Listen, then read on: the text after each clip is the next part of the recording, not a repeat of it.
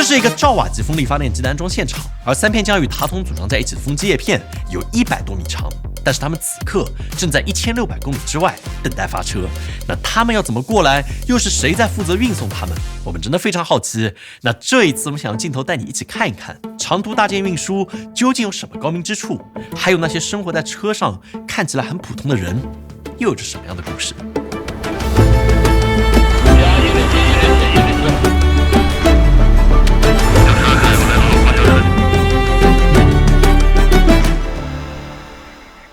作为人类最原始的工作之一，运输这件事其实一直没有发生过太大的变化。装货、送货、卸货，6个字你就能概括完他们所有的工作内容。可是当货物的重量接近100吨，长度超过100米的时候，即便是这6个字最简单的流程，也会变得异常的复杂。比如对普通人来说，下错高速可能只是一个小麻烦，对吧？但对这样的大车来说，它的后果真的就是灾难性的。错误的路线会让他们被卡在弯道或者窄路之中，或者因为找不到足够大的地方掉头，会需要白白绕行上百公里才能够转过来，其中也会引发更多不确定的意外。眼前这支来自陕西的大件运输车队，有着20多年大件运输经验，他们将负责把上海电气这组风机叶片从吉林松原安全运送到内蒙古赤峰的风电机位，5天4夜，这一趟下来的花费会接近100万元。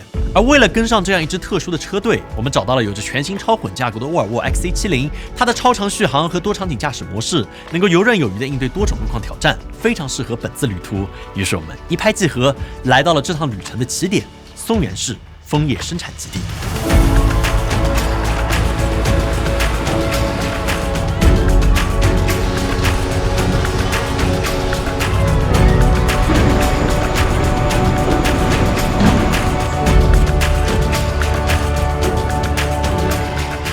如果按照行业里面常见的快递公司，比如圆通，手重可能每公斤6元，超重每公斤10块钱来算，这样的一组叶片运费差不多在40-50万元左右。那听起来好像也没有这么贵，对吧？但是车队的司机张师傅告诉我们，他们的账不是这么算的。对于风力叶片这样的特大件，大量定制化的路线成本才是让它运费变高的原因。像我们拉这叶片，一般服务区进不去，你没有时间去停车，你有危险系数。这大车呱一停不是我一个。这3台车，1台车都100多米，3台车300多，不是说你想逮往哪跑就往哪跑，都是有指定路线的。完，队长提前规划打转向了，看哪个路线了，完才能指挥。像我们拐弯的，有些人不听咱们指挥，因为说咱们不是警察呀，他们认为啥呢？咱们出去截他，没有这权利让他车停车，他不知道这个大件问题那家严重性。你说这叶片要是拐个弯一扫出老宽了，后边车上来一下削这叶件就给你杵进去。妈呀，这是我觉得最恐怖的。所以说这些东西都是公司或者是队长，他们就提前必须都规划好，专门这路线专门走。正如张师傅所说，早在车辆出发之前，就有一组负责路勘的护送人员，在路线中的急弯路口，借助仪器测量出高度、弯道半径还有坡度等数据，提前判断路口的可通过性。而要完成一条长达几千公里的运输路线检查，需要大量的人员参与协作。那要是真的遇到很难通过的地方怎么办？那说实话，他们是不太会选择绕路的。通常的做法是直接拆红绿灯、拆收费口、拆电线杆、遇山开路、遇水架桥，在这里真的是一点都不夸张。只有在确保路线的可通过性之后，他们才会开始进行下一步装车。2台铲车首先将风力叶片平稳地移送到预定的空旷区域，随后2台重型吊机协同工作，将叶片同步吊起。操作过程中，2位师傅必须精准地控制起吊速度，始终保持叶片处在平衡状态。值得注意的是，叶片本身的气动外形虽然有利于捕风，但在运输阶段却极易受到风力的影响，这也使得整个吊装过程必须极为谨慎还有精确。现在停在叶片下方，看起来有点像竹节虫的卡车，叫做长途叶片运输车。整套运输途中90%的高速路线和国道线路都会由它来负责完成。那虽然它是有后视镜的，但是运送这样一个巨型的货物，后视镜会被完全挡住，几乎起不到任何作用。所以要完成倒车之类的复杂操作，需要车队指挥和司机的默契配合。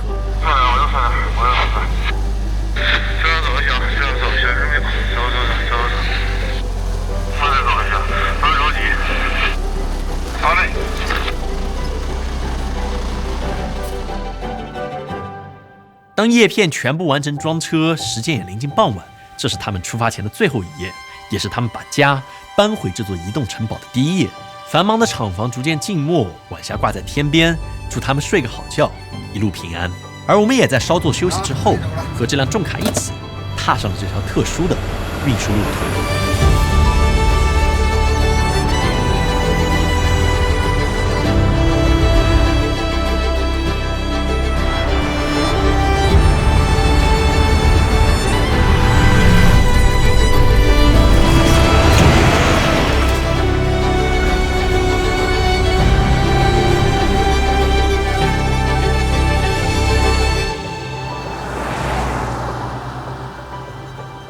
你好，小沃。打开遮阳帘。收到。这辆车它的语音车控真的有点东西，因为里面有个 AI 大模型，所以响应速度超级快，然后你怎么讲它都能听懂。反正我觉得一路坐下来，这辆车还是非常舒适的。整个内饰你看，这个北欧风格非常漂亮。然后这辆车的续航我觉得是一大亮点，因为我们一路坐过来跟着这些大车跑，它的续航真的超级久。这辆车是一个超级混动系统，所以支持1500公里左右的续航，超级离谱。然后纯电的话大概270公里左右，所以整体的体验还是相当之不错的。然后还有一个亮点我觉得很值得一提，就是它支持外放电，像我们的无人机还有各种高功耗的设备，只要一下车插上外放电，然后就可以满能量开始拍摄。反正这是很优秀的一点。你看这里路上全是这种大车，就是讲真啊，天气好的时候内蒙古这条路开起来感觉是很享受的，但是同样的天气不好的时候，这种地方因为没有什么树木遮蔽，所以说风会巨大无比，然后雨也是直接洒下来，危险度还是很高的。就看到这么多的货车司机在驾驶车子，就是你难免会替他们捏一把汗，要平安的开这么久，真的不容易。开这车是相当费劲，累上，这玩意儿太大，你整出事就是怕成侧翻，一档克档去憋，搁排气刹去憋，你得提前预判。那你也想直接踩刹车站，那你踩啥？它本身都往前出的，就比我你加一个猛刹，直接就吐上来了，是吗？我的妈呀！而且下大雨也不行，你雨太大了，摄像头你也看不着，前边的雨刷你也跟不上，起步那就是没招，都打双闪，全部靠边停，走不了。你这家销好几百万东西交给你们身上公司，完了你拿这玩意儿开玩笑，那你不行。确实，那一般都是您一个人开，边上不坐人？不是，我们是一个车一个。那万一有老婆怎么办？不允许，没有人开这。开这种大型的都不能带妻子亲属。没有，那太苦了，一个人在这边就一直神经得掉。那你老紧张，你没有说那啥时候，就是像那天那小弟问我，说那困了怎么办？我说困了就得停车，找地方停车。虽然国内所有货车都安装了监测疲劳驾驶的北斗系统，严格执行开车4小时必须休息20分钟的规定，但与一些普货司机加班熬夜1-2天开好几千公里的工作状态不同，支持车队的司机几乎严格遵循着8小时工作制，注重及时的休息。这我觉得其实还挺合理的，毕竟他们如果没有好好休息，那可能就要轮到我们撞大运了。在服务区内，后勤和机修人员会仔细确认每一处固定装置，看看他们有没有因为车辆行驶过程中的震动而产生松动。那做完这些，车队才真正迎来了属于他们的休息时间。师傅，咱们今天是不是都没怎么吃饭的感觉？饿了就吃点面包，喝点水。这是任务嘛，一天的任务，你得跑这些路，因为啥夜变长。要不得我们平时也像扯淡，哥几个咋样了？现在困没困呢？困了咱唠会儿嗑，用些幽默了或者扯淡的，大伙儿一沟通就把时间过。多说话。经过2天1夜的漫长旅途，我们到达了位于内蒙古赤峰的枫叶堆场，也可以把这里当做风机叶片的驿站，离最后的装机位置大概只差80公里。但这个挑战还远远没有结束。为了能够最大效率的利用风能，风机通常被架设在山顶，沿途的陡坡急弯都会让运输变得更加艰难，所以常规的长途运输车他们将会离开这里，张师傅他们将会整理车辆启程返航。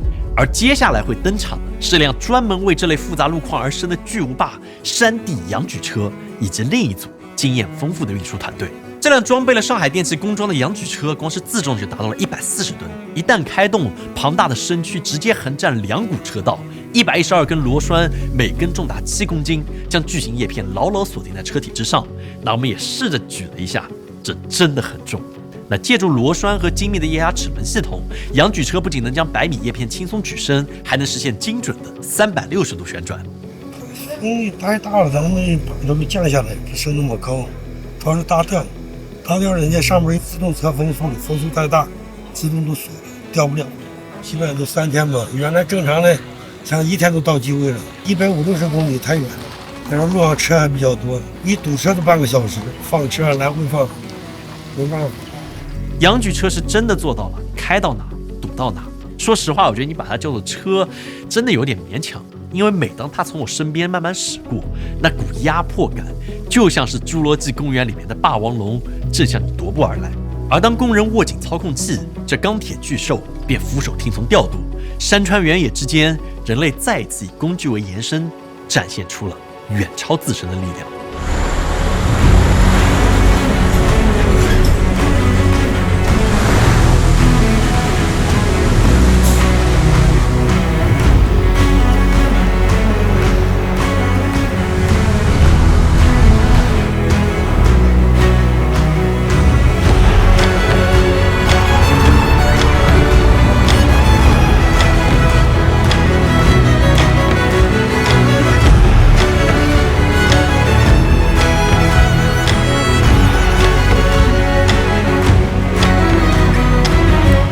为了让仰举车能够顺利爬上山坡，车队指挥会根据坡度高低，在车前配置不同数量的牵引铲车，像一支缓慢前行的负重队伍，拉着它往上走。这加起来将近400多吨的车队行进在山间，每一次刹车还有启动或者调整角度，车身都会发出一阵闷响，回荡在山谷里，真的就像是巨兽的吼叫。但你可能想不到，这样看起来充满未来感的大件运输其实并不新鲜。早在建国初期，为了响应国家基础建设的需要，就已经有一批先行者默默投身于大件运输这一行业。在美国、英国等工业发达国家，它更是基础设施建设中不可或缺的一环，已经发展得非常成熟。很多我们如今习以为常的道路、桥梁、电厂，这些平时看着稀松平常的东西，其实仔细一想，会觉得很难以置信，他们是怎么来到这里的？那答案就是一个个活生生的人，带着这些重型的器械，把这些遥不可及的超级大件运到我们面前。我认为上你没啥伟大，你也不用太骄傲，说你开这大玩意儿跟人比，你不用去比。其实谁伟大？公司为了国家事业，他伟大。他们把我们带上一个团体，显得我们就是啥？其实我们没有。进那个服务区的时候都已经晚了，像这个点儿我们进书城，你看看，一到晚上。完那车一停，3组车往一块一停，书城。你看这家正常车，正常大叶片，回首一看这些灯还都没闭呢啊！哎呀，那瞅那屋的也心情也挺愉悦。哎呀，今儿一天的任务又完成了，安全也到这地方了，也可以吃饭了，也可以喝会水了。卡车司机们的灯光在无人的道路中总是格外显眼。而当他们驶进繁华的城市，又将随着万家灯火引入尘烟。在这期节目立项的时候，我们曾经有过这样的顾虑：卡车它真的不如空中翱翔的飞机那样精密和优雅，也不像火车那般厚重，充满历史的味道。它真的很普通，你走出门每天都能见到。但是普通并不意味着平庸。也许未来某一天，人类的足迹得以跨上星辰大海，那时的星际公路上，我相信也许依旧会有着卡车司机们驾驶着满载的货物，留下一道道光。那最后非常感谢沃尔沃 XC70 支持我们本次的创意，我们真的想做这个很久了，非常感谢他们。这一次漫长的旅途之中，给我们带来了很棒的体验。这辆 X70无论是超长的续航表现，还是丰富的动力模式，亦或是全新的智舱交互体验，源自近1个世纪的整车制造底蕴。沃尔沃深知每一次驾驶的重量，更关注每位驾驶者的体验，始终用更轻松、更智能、更愉悦的方式，为驾驶者带来更舒适的驾驶体验。毕竟在漫长的征途与孤寂的坚守中，经受住最终考验的永远是每一个平凡而坚韧的人。最后，如果你喜欢这个节目，也请记得给我们点点小心心，记得关注我们，对我们有很大的帮助。如果你曾经在路上也见过造型震撼的卡车，欢迎你分享在评论区，我们真的非常好奇。那么我们下次再见。